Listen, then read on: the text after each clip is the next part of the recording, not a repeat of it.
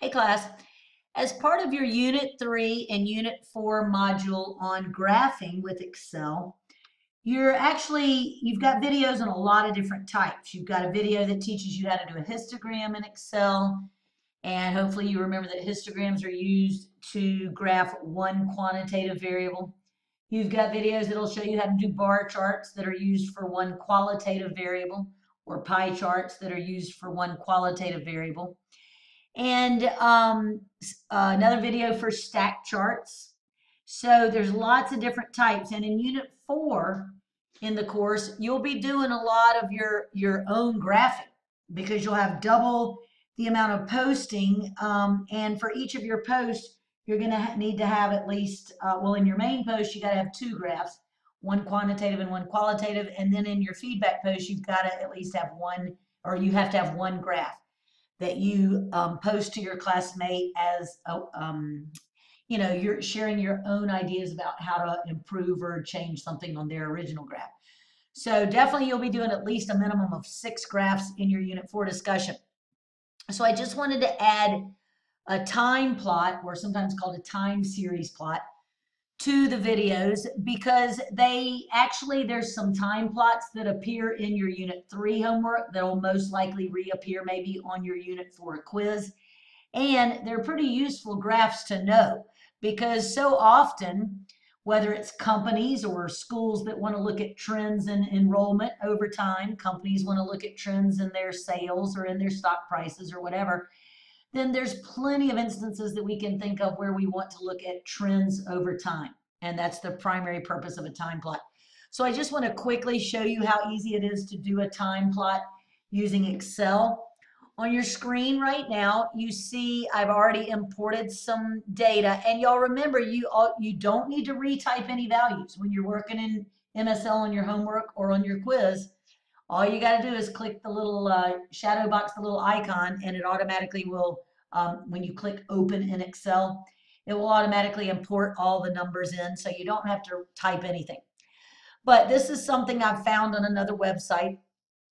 And actually, it is Tiffany's. Hopefully, y'all are familiar with Tiffany's jewelry, but it is Tiffany's net sales or quarter sales since 2005. And I think it goes, yeah, through about midway through 2017.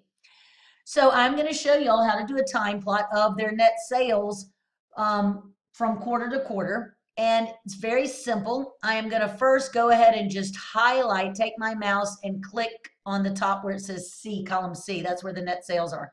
Notice when I click at the column heading, it just highlights all of them like this. And then I'm going to come up here and click Insert.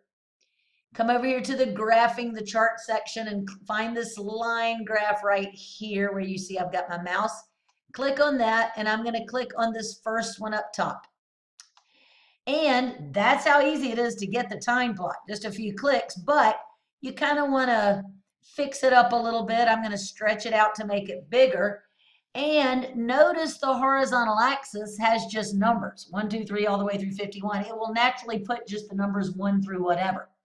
But we want to make that more meaningful. So if I wanted these years to be put on the horizontal axis, then all I have to do is right click down here on the top of, put my mouse on top of the axis somewhere to where it actually highlights around that x-axis, and then click select data. And when I get this pop-up box, notice over to the right it says horizontal axis labels. So I'm going to edit that, and it's ready for me to put in my own labels that I want. So I'm going to actually come over here. I'm not going to include the heading because I don't want that to be one of the years labeled. So I'm just going to click in the first cell that I see an actual year number and click and drag down all of the years, lift it up after I get to the bottom, and then click OK. Click OK again and scroll up, and you see now it's got the years.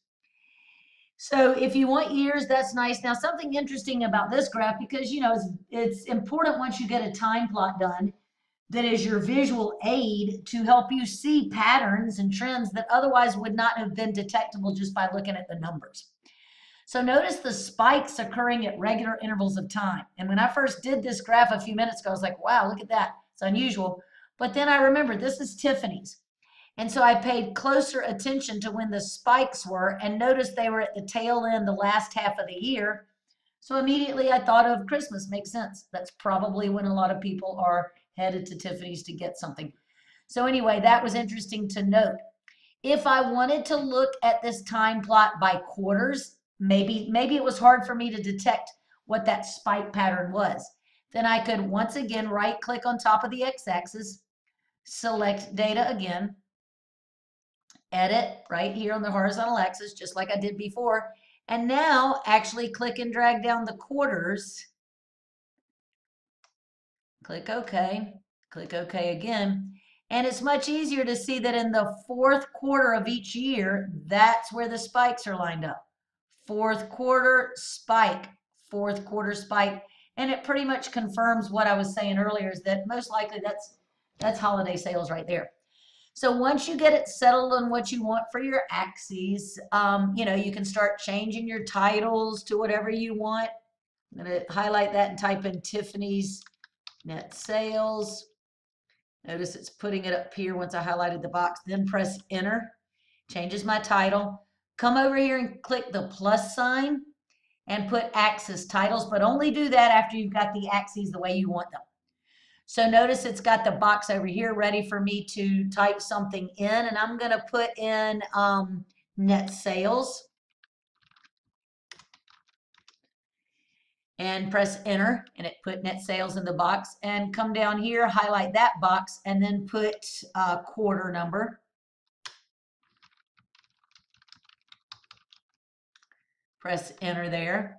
And so it's pretty easy to do. I mean, you can get fancy if you want, and you can right click on top of the entire graph, go to format chart area, and you can start playing around if you want to. If you want to click like fill and click solid fill and start to kind of play around with colors that you could do. The only bad thing is it's sort of, you'd have to make sure you then fill in like the, you know, you'd want something a little lighter in this case, just to make sure that you could still see the graph. Or you can do picture or texture fill, and they already have certain, you know, preset patterns for that, pattern fill. You know, it's just kind of fun to play around with some stuff. So, but anyway, you don't have to get fancy if you don't want to, but it is kind of fun to just see what all they have out there, and play around with it, and, you know, get a good graph done. Then, of course, remember that once you get it done, if this is something, you know, in Unit 4, like I said, you'll be playing around with things.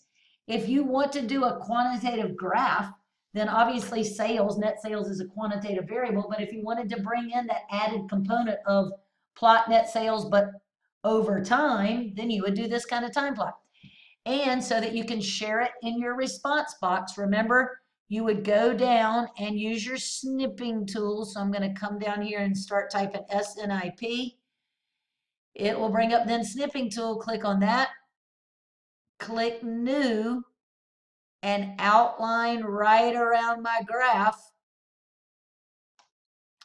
And then file, save as. And all you'll do is save it as an image, give it a certain name, and you're going to be ready to then insert the image straight into your response box so that you don't even have to attach this stuff. And it will be easy for us to scroll through your post and see all your nice, cool graphs during Unit 4. All right, so hopefully that helps you see how easy it is to do these things. You just got to jump in front of that computer and play around a little bit, and you'll see that you'll start to soon be able to generate these pretty professional looking graphs. So y'all enjoy.